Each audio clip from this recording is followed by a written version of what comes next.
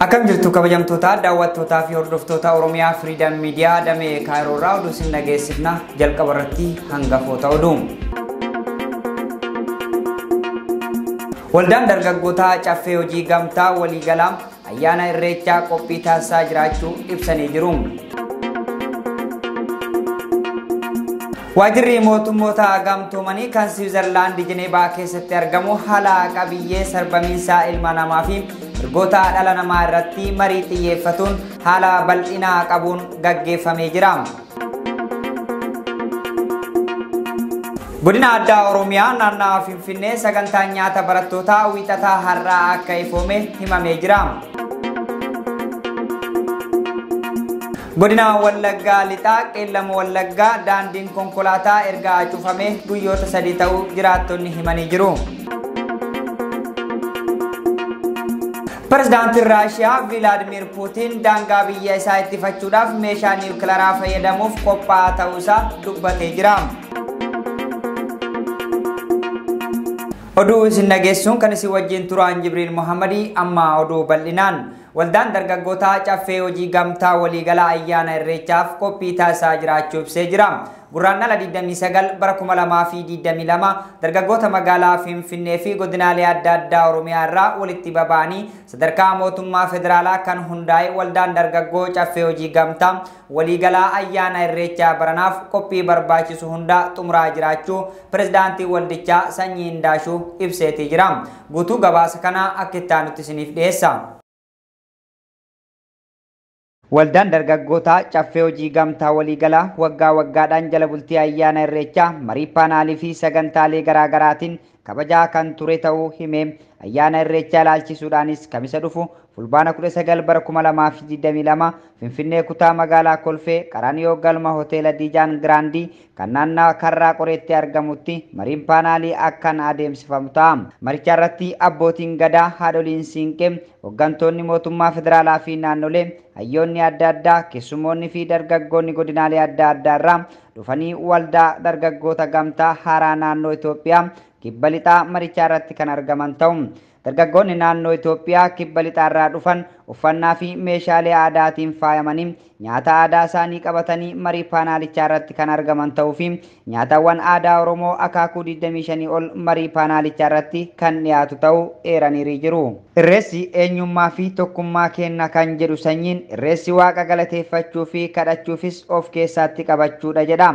Irreessi waan bara darbe karoorfanne osoo nuuf hin milkaa'in hafe bara dhufu akka nuuf milkaa'uuf kan waaqa itti kadhatamuudha. Irreessi ayyaana sammuu nagaa fi ifa ta'ee kabajamuudha. Ayyaanni irreessaa aadaa fi duudhaa gadaa waan of keessaa qabuu fi haala safuu fi duudhaa ayyaanichaa eeggateen kabajamuu qaba jedhan. Uummanni Oromoo yeroo garaagaraa irreessa yeroo deemu uffannaa fi meeshaalee aadaatiin faayamee marga jiidhaa fi ilillii keelloo yookaan aadaa qabatee abbootiin gadaa immoo bokkuu fi alangee qabatanii haadholiin siinqee yookaan ulee qalloo qabatanii waaqa bacaqii gannaa keessaa gara booqaa birraatti isaan ceesise galateeffatu. Waldichi miseensota gurmeessuun uummata kallattiiwwan garaagaraarraa gara irreessa hora Finfinnee dhufaniif bishaan, daabboo, akaayii fi dhangaawwan adda addaa dhiyeessuufiin kan simatu ta'uu eeree jira. Ayyaanni irreessaa madda turizimii galii guddaa argamsiisudha. Ayyaana irreessaa hora Arsadeetti magaalaa Bishooftuutti manneen nyaataa guyyaa tokkotti hanga sangoota 6 qalanii gurguratanii fixanis jiru. Ayyaanni irreessaa daldaltoota uffataa fi meeshaalee adda addaa gurguratan manneen nyaataa fi dhugaatii qabanii fi galii guddaa kan argamsiisu ayyaana madda galii guddaa waggaa waggaadhaan hawwii guddaan eeggamudha. Kana malees irreessi waltajjii dargaggootaa irratti wal kaadhimatan kan ta'e ayyaana guddaa jechuun eeranii jiru. Jiraattonni magaalaa Finfinnee fi Bishooftuu keessummoota biyyoota alaarraa kallattiiwwan garaagaraan ayyaanichaa irratti hirmaachuudhaaf dhufaniif nyaataa fi dhugaatii dhiyeessuudhaan akkasumas bakka isaanii bulan mijeessuudhaaf akkaataa aadaa, duudhaa fi safuu Oromootti jaalalaan simachuuf keessummoota akka qaban pirezidaantiin waldichaa yaadachiisee jira. Irreessi ibsituu aadaa, duudhaa fi safuu Oromoo waan ta'eef abbootiin gadaa fi haadholiin siinqee bokkuu fi alangee margaa fi siinqee kaasuudhaan waa'ee aadaa, duudhaa fi safuu ayyaanichaa sirriitti barsiisuu qabu. Hayyoonni aadaas waa'ee ayyaanichaa miidiyaalee adda addaa irratti dhiyaatanii barsiisuu qabu. Sochiin ayyaana irreessaa baranaa ilaalchisuudhaan taasifamaa jirus garuu laafaadha jedhani. Waldichi dukkaanota bakkeewwan adda addaatti dhaabuudhaan baazaarii nyaataa qopheessee hirmaattota ayyaanichaa kan simatu ta'uu kan hime Sanyiin ayyaanichaa irratti nageenya walii kennaas eeguun barbaachisaadha jedha. Uummanni haala kanaan dura baratame caalaatti jaalalaa fi tokkummaan ayyaanicha kabajuu akka qabu yaadachiisuudhaan barri kun bara tokkummaa, guddina, badhaadhinaa fi milkaa'inaa nuuf haa ta'u jechuun ergaa fi hawwii gaarii dabarsee jira. Waajjirri mootummoota gamtoomanii kan Switzerland Jenevaa keessatti argamu haala qabiyyee sarbamiinsa ilma namaa fi mirgoota dhala namaa irratti marii xiyyeeffateen haala bal'inaa qabuun gaggeeffatee jira. Marii kana irratti carraa argattee kan hirmaattee dura teessuun waldaa olaanoo kan taate aadde Seenaa Jimjimoo Oromoon carraa kanatti fayyadamuu akka qabuu fi keessattuu dhaabbileen Oromoo keessa jiran kanneen akka ABO, KFO dabalatee sarbamaa dhalaa ilma namaa Oromiyaa keessatti gaggeeffamaa jiru yeroo ammaa raawwataa jiru gabaasa amansiisaa ta'e waliin gabaasuu akka qaban dubbattee jirti. Guutuu gabaasa kana Rabbirraa galchuu waan odeeffate qaba. Waajjirri mootummaa gamtoomanii kan Switzerland Jenevaa keessatti argamu haala qabiyyee sarbamiinsa ilma namaa fi mirgoota dhala namaa irratti marii xiyyeeffatu haala bal'ina qabuun gaggeeffameetii jira. Xiyyeeffannaan marii kanas haalota yeroo ammaa kan Itoophiyaa keessatti mudataa jiru irratti yoo ta'u, marii kana irratti dura teessoo dhaabbata ollaa kan taate aadde Seenaa Jimjimoon irratti akka hirmaatan carraa argatteetii jirti. Koomishiniin mootummoota gamtoomanii hundeeffame kunis kanaan dura dhimmoota naannoo Tigraay fi Amaaraa malee lola bal'aa fi sarbamiinsa ilma namaa naannoo Tigraay Oromiyaa keessatti adeemamaa jiru takkaa quba akka hin qabne himuun hirmaannaan amma Oromoo bakka buune hirmaannee jiru Oromoof carraa guddaadha jechuun dura teessoon waldaa ollaa kan taate aadde Seenaa Jimjimoon akkana jechuun dubbatteetii jirti. Ugaafsiin jedhe tiimni kennaa ogummaan yoo affeerraa kan argannu amanuun dadhabe because I could not have asked for anything more. Kana ol hawwuullee hin danda'u, argachuullee hin danda'u. So gabaabinatti jechoonni naanqata. Jassasii kana keessatti mirgi Oromoo kan waggoota jaarraa hedduuf sarbamee jedhee hawwiin an uummata Oromootiif hawwe, boo'ichaan uummata Oromootiif boohe otoo dhugaa uummata Oromoo addunyaan agarte, otoo yakka biyyi sun Oromoo raggeessitu addunyaan agarte. Aadde Seenaa Jimjimoon itti dabaluunis rakkoon uummata Oromoo kan yeroo gabaabaa kana eegalee akka hin taane dubbachuun koomishiniin mootummoota gamtoomanii kun mariin isaa yeroo ammaa kan waggaa tokko qofa irratti kan xiyyeeffate ta'uu isaa himuun innis amma xumuramee waan jiruuf kan boruu irratti jabaachuu akka qabnu himuun warri kun xiyyeeffannaan isaa naannoo Amaaraa fi Tigraay qofa irratti kan xiyyeeffatan yoo ta'an uummata Oromoo jiraachuu isaas waan hin beekne fakkaatan jechuun dura teessoon waldaa ollaa aadde Seenaa Jimjimoon dubbatti. Rakkoon Oromoo har'a hin kaane, Noofeembarii 3 irraa hin kaane. Yoo Itoophiyaan tuni nagaa fi tasgabbiin fuulduratti ceetoo kan jennu taate rakkoon Oromoo laallamee guyyaan illee guyyaa sanii dura. In fact kan nuti dhiibaa jirru 1991 irraa jalqabeetiin akka investigeet ta'u kan jedhu dhiibbaa irra godhaa jira. So wanti guddaanii kan irratti dubbannee jennee akka boruuti jechuudha. Kan ammatti irratti dubbannee jennee asiin dura kaardhaa irratti dubbanne. Warri kun these are the experts mandeetiin jira akka waggaa tokkoo ture. Koggaa tokko goolabamutti jiru dhumee jira jechuudha. Based on finding jara irratti mootummaa gamtoome ka jara komishinii filatee achi kaa'esanii dalagaan keenya itti fufuu qaba. Sababaan itti fufuu fi kanaaf ka jedhu lafa kaa'uu qaban. Kana keessa akkuma namni martuu beeku addunyaan fookasii irratti gootee particularly naannoo Tigraayitii fi naannoo Amaaraati. Waa'ee Oromoon keessa jirtu rakkoo beekuu dhiisii jiraachuu keenya iyyuu baay'ee hin beekan gahaa miti. Yes, lakkoofsaan akka guddaa ta'uun hin beekne garuu rakkoo Oromiyaa irra gadhaa jiru mootummaan hin dhoksa addunyaanis gurratti kennuu hin dandeenye waa hedduudhaaf jechuudha. So qaamaan kadhanne as you can imagine walga'iin kun walga'ii baay'ee dheeraa ture. Simannaan nuuf ta'ellee simannaa just beyond my wildest dream jechuudha. Sa'a guddaa arganne.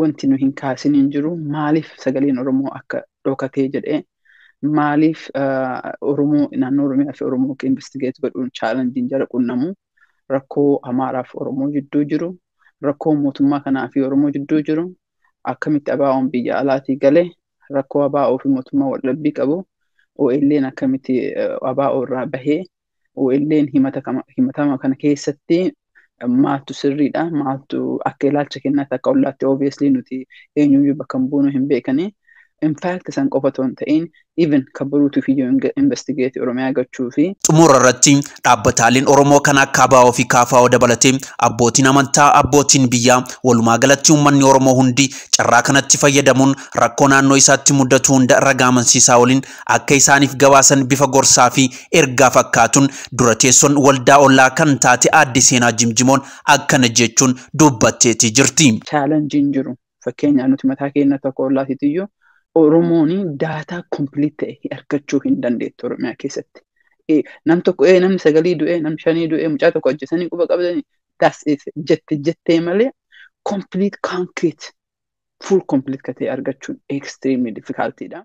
Abbaan iyyuu ollaan namaa bahaa jedhan. Namni sagalii namni lamaa asitti du'een suni dubbii miti. Carraan banamaa jira. Carraan baname kana keessatti yoo rakkoon isinirra ga'e akkuma jettan dhugaa yoo taate yoo waan maatii keessa irra ga'e sun isin miidhee jira taate yoo miidhaan uummata keenya irra ga'e sun quuqqamicha isinirra godhee yoo jiraate yeroo keessan fudhadhaa riippoortii complete gara complete ta'een tokko because very specific page afurii beesikin isaa yootti guutan page 6-7 gahee jedha sanniin deebisuu qabdan obviously training waan adda addaa ni qopheessinee jenna Oromoo community dhaabbileen Oromoo waldaan amantootaa waldaan afooshaa waldaan martinuu gadi taa'ee namatti gootanii gaafa baname kanarratti namni martinuu ganda ofiitii nama beeka namni martinuu ollaa ofiitii ollaa yookiin ammoo gosa ofii keessaa nama hidhame nama madaahe nama du'e nama manni isaa qabeenyi isaa jalaa saamame nama manni jalaa gubatee jedhe kanneen waan beektanii fi gadi teettaniiti ilaalaa